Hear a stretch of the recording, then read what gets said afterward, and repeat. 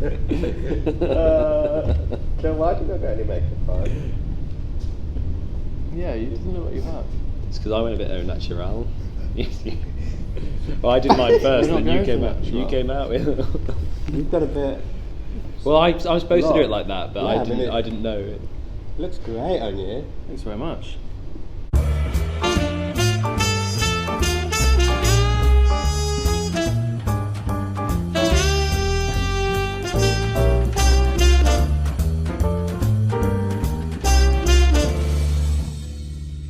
So we've got Joe Lever and Guy Hughes. Hiya. Hello. Thanks How for are you? having us. Well, are you in unison? Is that part of your act? Yes, We we are always so talk in sync. We always Marvellous. finish each other's coffee. the words. Sandwiches. Yeah. Sandwiches, yeah. Oh, I don't finish mine. He eats it later. Good choice. Picks it out of my teeth. So tell me about this little show that you've devised. What is its name? It's called The Lost Musical Works of Willy Shakes. Ooh, that's a long title. It is, isn't it? Yeah. Well, we were actually advised that long titles are in at the moment, so we thought we'd add to the plethora of For long example, titles. like Hamilton, Wicked, Matilda. Matilda. Yeah. So for musicals, it seems to be Yeah. the done thing. I think you're onto a winner there. Thanks very much. So tell me more about it. How would you describe it? I've sort of been describing it as a sort of musical review show. It's sort of, in terms of the content, it's songs followed by text interaction, a bit of double act between the two of us. But it has also got a sort of loose, actually quite a firm storyline. So you imagine if Shakespeare had his muse, the fair youth, which we know about from some of the sonnets, that he had this man who inspired him, but we imagined that they had quite a kind of camp little relationship, and Shakespeare was actually a musician who wanted to jazz up all of his plays with musical numbers because he was afraid of being forgotten. And so we have one night where they create all these musical numbers for all these famous plays. Yeah. So where did the idea come from? It sort of initially came from a song that I wrote for a production of 12th Night, which was last year, which was just a backstory song for the character of Sir Andrew Aguecheek. Just a sort of standalone song that happened in the middle of the action, everything stopped, and then he had this backstory song that tells the story of behind his famous line, "I was adored once too."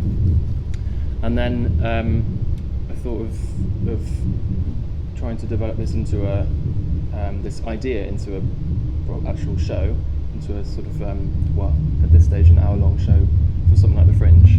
Joe and I have been working together for a while, and I sort of talked to you about the idea a while ago now, didn't I? And it's snowballed from there. It's kind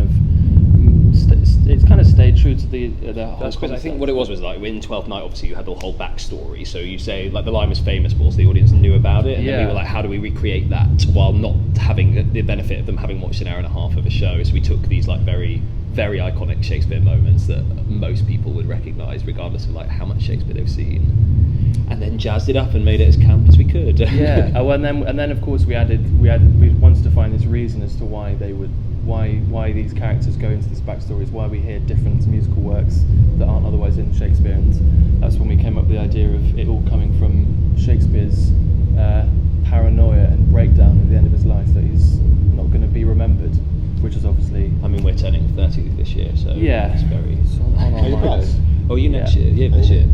Technically next year, actually. Just. January. You really are like in sync, aren't you?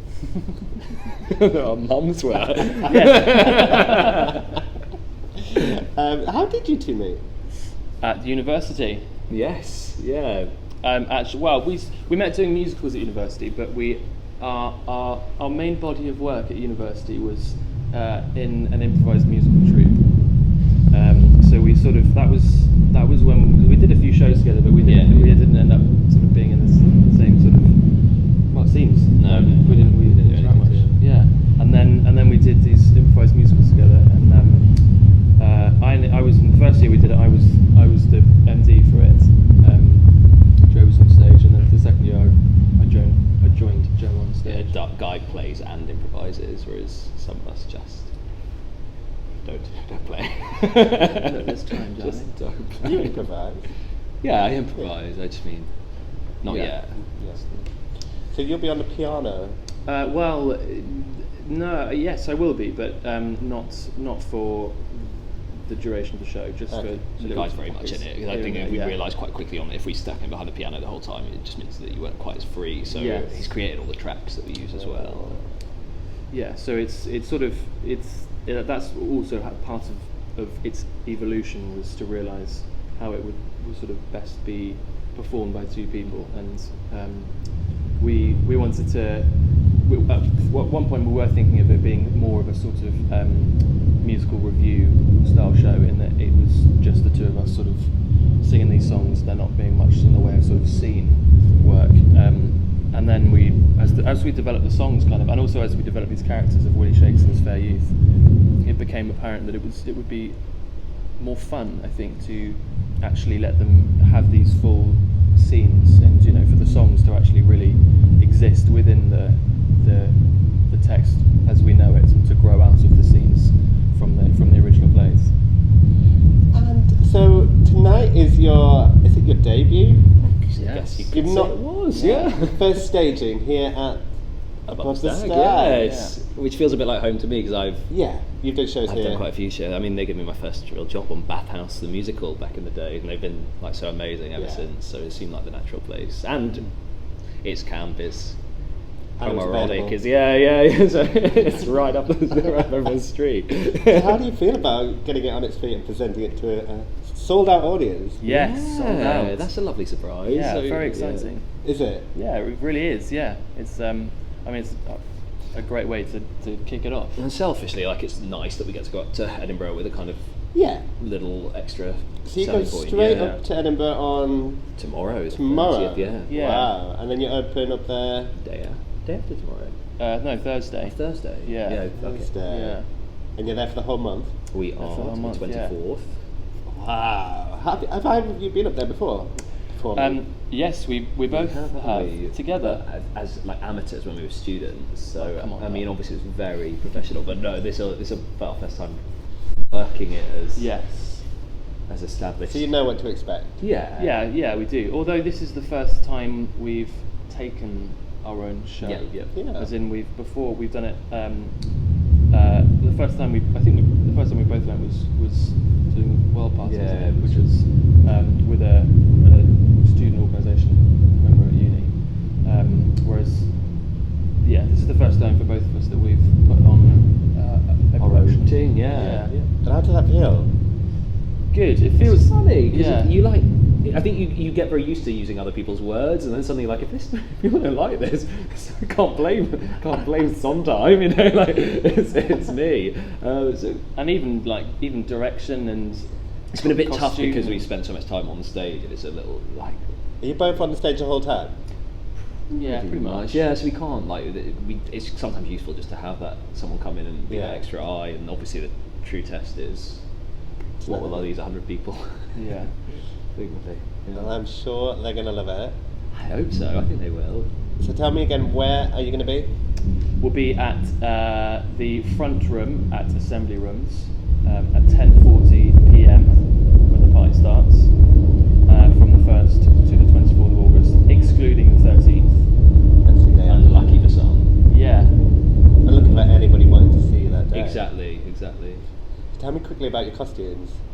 Because I had a little sneaky look earlier and they look fab. They are. So when They we just got them, come out your wardrobe. Yeah, exactly. Yeah, like, it's handy when you can just wear your own clothes. Well, we got them off the Bristol kind of Old Vic Bristol Costume Yeah, Services. Bristol Costume yeah, Services. But they are. Mine's definitely from the Old Vic because it's got the again. Yeah. Smells, a bit of it the- smells, I think yeah. this. It Yeah. smells of talent, Yeah. I'll soon rub that out. Where's yours from, Gav? Well, they're both from Bristol Costume Nice. Services. Yeah, we spent probably a day in total. Yeah. Looking for stuff. Obviously, Joe found his stuff within 10 minutes. Yeah, I think maybe about 25. I had to go for a second visit because The guy's got very long arms. Yeah. Thank you. So he's wearing 2 costumes. But also just not the endurance for looking through costumes that Joe has, Yeah. and also the efficiency. I mean, it was actually quite extraordinary to watch. Just he'd pick through the aisles, go straight to the aisle. It was like vintage straight shopping in. on crack, like vintage shopping in the Renaissance. Amazing. Well, best of luck. Thank you. Can't wait to see it tonight, and I will be seeing you in Edinburgh Yes, as well. great. So we'll have to catch up again and Yes.